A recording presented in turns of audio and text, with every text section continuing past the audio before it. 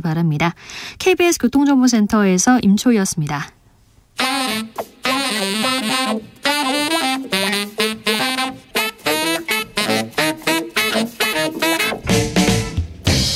세계는 넓고 이슈는 많다. 우리의 시야를 국제적으로 넓혀봅니다. 국내 뉴스, 국제 이슈 다 덤벼라. 지금은 글로벌 시대. 국제적 토크의 세계로 들어가 보겠습니다. 군사 외교 안보 전문가 김종대 전 의원 어서 오세요. 안녕하십니까. 세계적인 평론 스케일 임상훈 인문결 연구소장 어서 오세요. 안녕하십니까. 네. 한미 정상회담 준비가 되고 있는 것 같은데요. 뉴스가 나오기 시작하는데 준비가 잘 되고 있나요? 안보실 괜찮습니까? 그 후에는 다른 또 바람 불지 않습니까? 이게 말이죠. 월드컵 본선 앞두고 국가대표 선수가 왕창 바뀐 거거든요. 아니 지금 감독도 바뀌고. 감독 바꿨어요. 네. 감독부터 핵심 선수 다 바뀌었어요. 네, 한 달 앞두고요. 네, 한 달도 안 남았어요. 자신이 있나 보죠. 네. 자신 있다고 그렇게 바꾸는 거 아니에요. 아, 그런가? 자신 있으면 바꿀 수 있는 거 아니에요? 예. 아니 그런데 별 내용이 없으면 바꿔도 돼요. 별 내용이 있다면야 모르겠는데 네. 예, 저 사람 없어도 돼. 저 선수 없어도 돼. 저 감독 없어도 돼. 왜? 어차피 질 거니까. 뭐 이런다면 관계없는 거죠.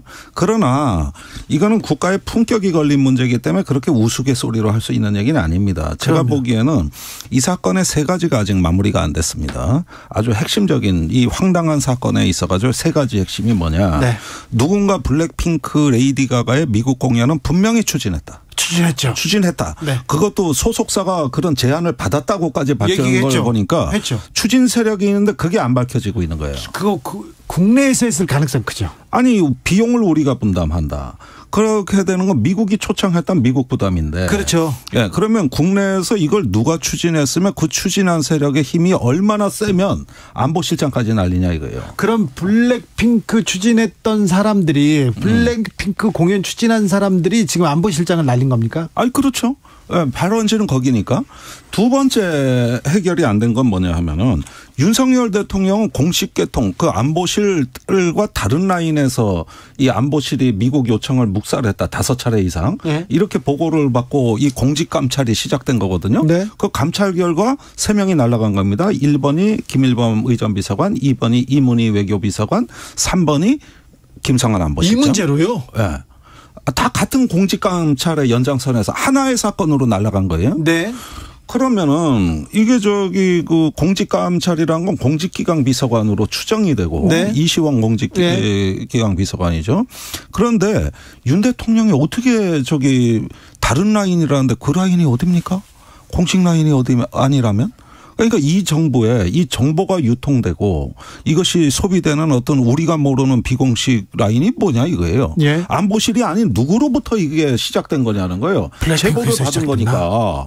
예, 세 번째 해결이 안 된 문제가 있습니다. 네. 지금 이번에 그 외교비서관 의전비서관은 왜 책임을 졌냐 미국 대사관이 보낸 전문을 봤다. 네. 거기에 미국이 이거 블랙핑크 레이디 가가 이거 어떻게 할 거냐고 문의하는 걸 5차례 안보실로 외교 전문이 왔는데 예. 이걸 보고도 조치 안 했다. 예. 이 사유거든요. 예. 그렇다면 당연히 안보실 전체가 공직감찰을 받아야 되는데 김태호 1차장은 왜 무사하냐는 거예요. 그렇죠. 네. 그다음에 들어온 사람들이 더 기겁을 할 내용인데 현재 외교부 2차관 이도훈 차관이 그 대외전략비서실에서 MB 때 김태호 비서관 밑에 있었고 지금 미국 대사 나간 조현동 그 신임 미국 대사가 김태호 그렇고 차장 밑에 있었죠. 그다음에 지금 안보실 2차장 임성득 차장이 김태호 전략비서관 밑에 있었고 김태호 체제로 다 그냥 꾸려졌네요. 그다음에 이종석 국방부 장관이 육군 대령일 때 대외전략비서실의 행정관이었고 보십시오. 완전히 1인천하예요. 그리고 여기는 책임도 안 물어요. 이거 어떻게 된 겁니까? 그러니까 이게 선별적 공적 감찰이라는 게 뭐냐 이게. 어떤 사람은 한일 정상회담이나 이런 후폭풍에 더 책임을 져야 되는데 네. 그런데 까딱없어요.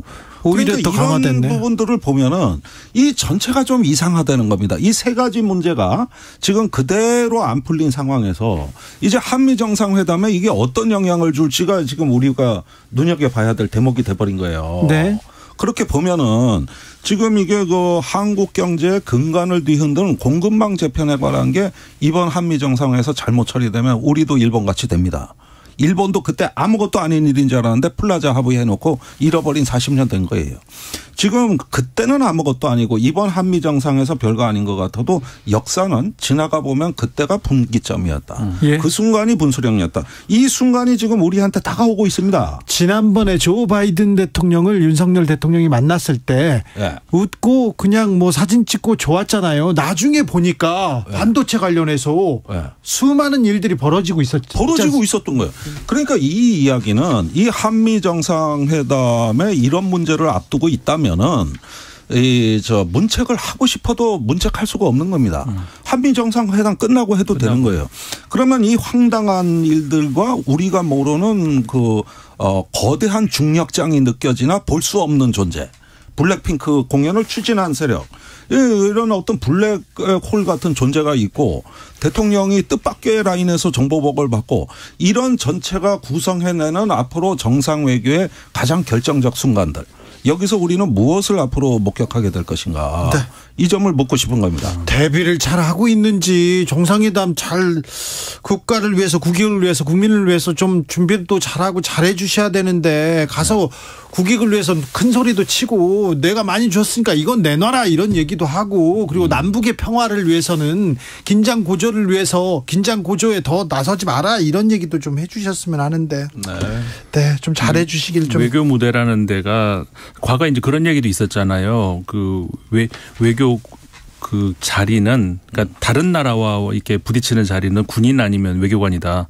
그렇죠. 그러니까 싸우든지 아니면은 거기에 준하는 싸울 때까지는 않더라도 어쨌든 말로 해결을 하는 네. 그런 그만큼 굉장히 정말 엄청나게 중요한 자리라는 이야기인데 정치 논리에 그런 것들이 많이 그냥 묻혀버리는 것 같은 것이 우리나라 현재 외교의 위험 수위 이거를 이제 보여준다는 거죠. 자, 그 정상회담이 있을 때마다 좀 걱정이 됩니다.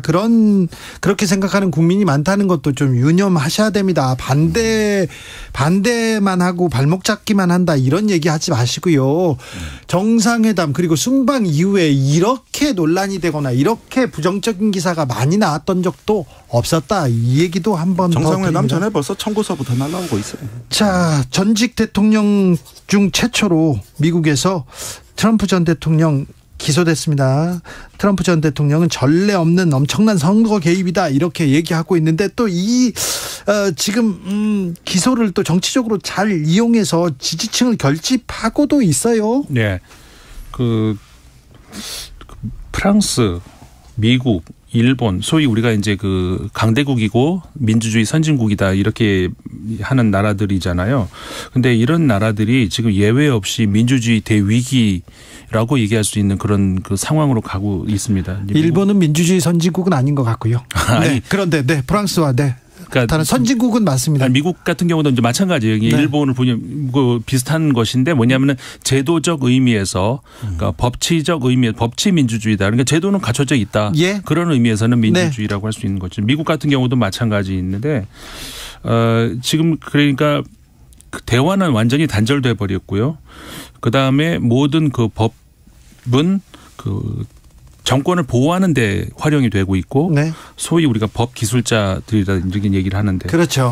그러니까 그리고 그 뒤에는 까딱 안 하는 지지자들이 한 30%에서 40% 정도 하는 이번 트럼프 대통령의 기소도 민주당 지지자들은 이거는 잘된 기소고 법치를 지금 잘 구현하고 있다 이렇게 생각하고 공화당 지지자들은 이거는 정치적 기소다 이렇게 보잖아요. 그러니까 우리가 스포츠를 이야기를 할 때 보통 운동 이렇게 운동이라는 것이 본질적으로는 우리가 이제 건강을 위한 어떤 몸을 움직이고 그런 활동이라고 생각을 할 수 있잖아요. 그런데 현대 우리가 스포츠를 얘기할 때는 그런 거하고 관련이 없죠. 그냥 우리 편이 이기면 되는 것이고 무슨 수를 써도 반칙을 써도 그냥 우리 편이 이기면 되는 것이지 상대방이 아무리 멋진 플레이를 보여주는 거 우리는 관심이 없잖아요. 스포츠는 좀 그렇죠. 그러니까는 그 지금 정치가 완전히 그렇게 돼간다는 거죠. 진영으로 완전히 날려서 나뉘어서 저도 날리면이라 할 뻔했네. 네. 완전히 나뉘어 가지고 정책이 무엇인지는 아무 관심도 없고 그냥 우리 편이 당하는지 안 당하는지 저쪽 편이 당하는지 안 당하는지만 관심이 있는 것이고 대표적인 게 지금 미국의 그 트럼프 대통령 기소가 그런 것이거든요. 34개의 무려 그 기소건이 있는데 그리고 이제 미국 같은 경우에 지금 뉴욕주에서 그거를 관할을 하고 있잖아요. 뉴욕주 검찰이. 네. 그런데 특히 이제 거기 같은 경우 모든 주가 뭐 비슷합니다만은 소위 말해서 화이트 칼라 범죄 그러니까 한마디로 먹물들 배웠다는 사람들이 이제 법을 이용하고 돈을 이용하고 이런 것들을 이용해서 권력형 범죄죠. 그렇죠. 권력형 범죄들 이거에 대해서 중형을 좀 하겠다는 여기에 지금 걸려 있거든요. 그래야죠. 예. 그런데 이런 상황에서도 트럼프 전 대통령의 지지율은 갑자기 치솟았죠. 그 공화당 내부 지지자들 보면은 최근 여론조사를 보면은 수치는 말씀하시지 마시고요. 아 그래요? 네. 외국 것도 안 돼요? 네, 외국 것도 안 됩니다. KBS는 공정하거든요. 주진우 라이브는 또 특별히 공정해야 됩니다. 알겠습니다. 압도적 차이로. 근데 압도적 차이로 지금 지지율이 오르고 있는데 지금 트럼프의 혐의가 성추문은 했고요. 입막음이에요. 네. 최소 3건이에요. 네. 성추문을 했고. 입막음이라니까요. 그런데도요. 그러니까 입막음을 하려고 어쨌든 돈을 썼고 그러면 돈을 썼는데 거기다 회계에다가 입막음용으로 쓰지는 않을 거 아니에요. 네. 그러니까 회계 장부 부정하게 작성한 것이고. 기업 문서 조작이에요. 그러니까 결국은 그거거든요. 문서 조작인데 굉장히 중범죄거든요. 예. 명백한 범죄인데도 불구하고 지지율은 펑펑 오르고 있다는 것이죠. 2위 드센티스하고 어마어마한 표차로 지금 오르고 있거든요. 자, 그런데 이 재판 결과에 따라서 이게 선거에 나오고 못 나오고 당락이 바뀌고 그러지 않을까요? 네, 저는요. 이런 게 이제 극단화된 이제 정치 확증 편향으로 완전히 종족주의적으로 분열된 세계에서는 이런 어떤 막가는 판이 차라리 유권자 취향에 맞을지도 몰라요. 그게 심각성입니다. 아이고. 그러니까 지금 보십시오. 이게 어디 트럼프만의 현상입니까? 아까 5대 민주주의 선진국 얘기했지만은요. 인도에서는요. 야당 대표 의원직을 박탈했어요. 지금 거기도 명예훼손죄로 걸어가지고 더 엉망입니다. 네. 그 옆에 인도네시아는 어떻습니까?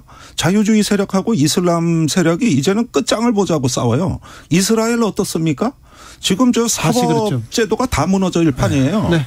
입법, 사법, 행정의 근간이 흔들리고 있어요.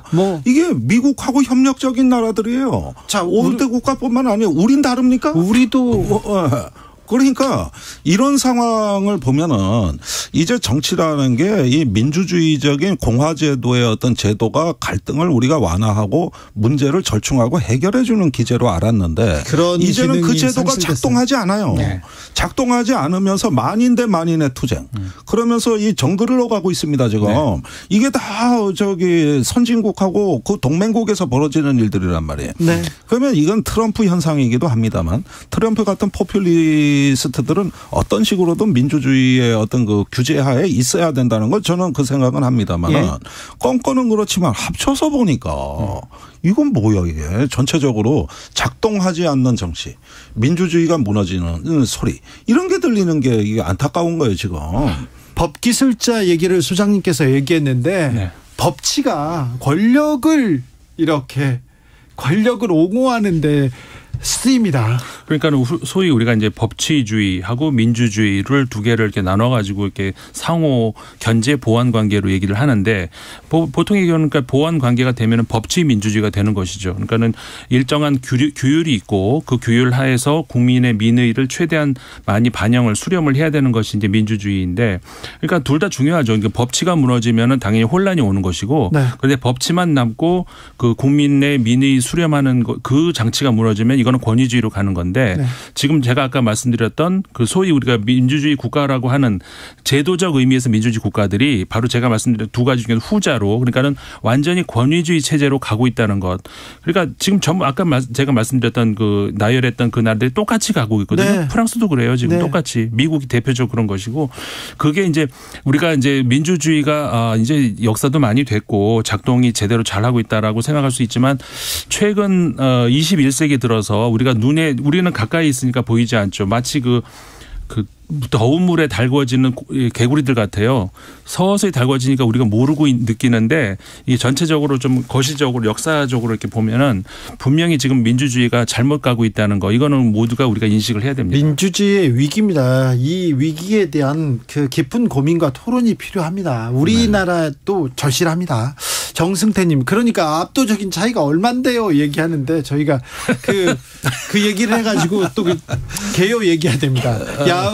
야후 뉴스와 유고부가 지난달 30에서 31일 수행한 조사입니다. 트럼프 전 대통령의 지지율은 52%, 22% 지지 론 디센티스 플로리다 주지사였습니다. 21% 얻었습니다. 30% 거의 차이, 포인트. 네. 30% 포인트. 그 전에는 그 디센티스의 기세가 엄청 났거든요. 거의 따라오는 줄 알았어요. 그런데 지금 뭐 트럼프 대통령 기세가 대단합니다. 나쁜 선례가 지금 만들어지고 있다는 그러니까요. 거예요. 그냥 이렇게 그 노이즈 뭐라고 할까요? 네. 그러니까 소음을 일으키고 하면은 노이즈 마케팅이죠. 네, 결국은 지지세는 올라간다. 아주 나쁜 예를 지금 보여주고 있는 거거든요. 그래서요. 프랑스 연금 개혁은 어떻게 됐습니까? 계속 연금 개혁 얘기는 안 나오고 플레이보이 뭐 모델 얘기만 나오고 있으니 그건 또 무슨 얘기입니까? 그게. 그러니까요. 나는 참 내가 이게 지금 때가 어느 때인데 아니 이제 그분이 최고위원인지 좀 장관이잖아요. 프랑스 그러니까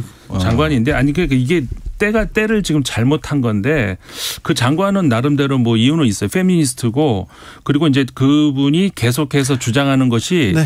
뇌색녀. 알았어요. 존중 다 좋은데 지금 때가 어느 때인데요. 그러니까 왜 하필 지금 그 시끄러운데 지금 그걸 꺼내냐. 그래서 프랑스 연금은 어떻게 돼가고 있어요? 지금 그 입법 차원에서는 다주 통과가 돼버렸어요. 예? 지난번에도 말씀드렸지만 하원에서 표결 없이 바로 그냥 건너뛰어버렸잖아요. 헌법 조항을 드리는데 제가 그래서 아까 말씀드린 거거든요. 법 기술자들 헌법 조항 끌어들여가지고 하원 그 토론마저도 통과해버리고 건너뛰어버리고 그냥 우리 법으로 보장되어 있는데 그냥 그거예요.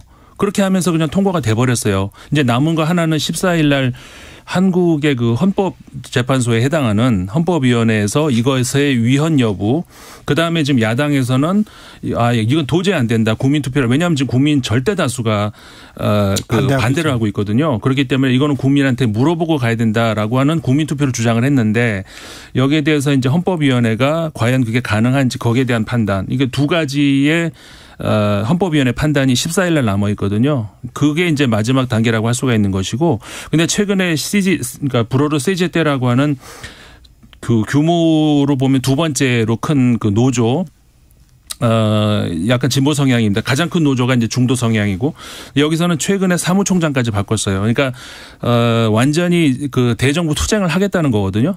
이 대화에도 나서고. 근데 파업도 하고 그러니까 완전히 장기전으로 가겠다는 거거든요. 네. 프랑스가 지금 어디로 향할지 그 완전히 정부도 그렇고 대통령도 그런 얘기 했단 말이에요. 최근에 방송에 나와가지고 자기 인기에 연연하지 않겠다는 말을 해버렸어요.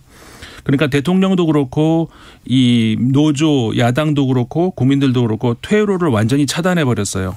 완전히 그냥 앞으로 어떻게 전개될지 모르는 결과를 예상할 수 없는 그런 싸움으로 들어갔는데 이런 혼란이 사실 그 프랑스의 경우는 우리가 예상을 안 했던 게 아니거든요. 마크롱 대통령 같은 경우에는 그 본인이 그 당선된 날도 얘기했어요. 국민들이 나를 지지해서 뽑지 않은 거 안다. 극우 막아달라고 뽑은 거 알고 있다라고 하지만 또 그렇고 또 반복하고 2017년도 그랬고 작년에도 그랬고 그러니까는 한마디로 말해서 프랑스가 극우 바리케이드라고 하는 그걸로 그렇죠. 민주주의 자존심이죠. 인지를 잡고 있어요. 네. 그러니까는 마크롱 대통령은 본인이 잘 알아요. 이번 작년 선거에서도 어차피 날 찍게 돼 있어. 극우 막으라고 날 찍게 돼 있어. 네. 이러는 거죠. 그러면서 그러니까 민주주의 위기라는 것은 프랑스에서는 바로 또 거기에 있는 거.